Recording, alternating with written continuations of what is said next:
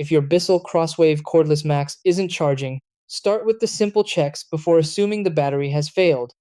First, confirm the power adapter is firmly plugged into both the wall outlet and the docking station. Test the outlet with another device to make sure it's working.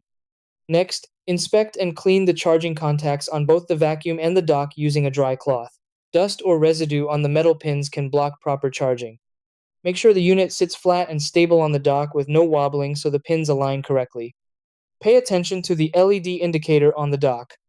A solid blue light means the battery is fully charged, a pulsing blue light shows it's charging, and a red or orange light usually signals overheating or a charging fault. If cleaning and reseating don't fix it, try a battery reset by removing the vacuum from the dock, turning it off completely, waiting a few minutes, then placing it back on the charger.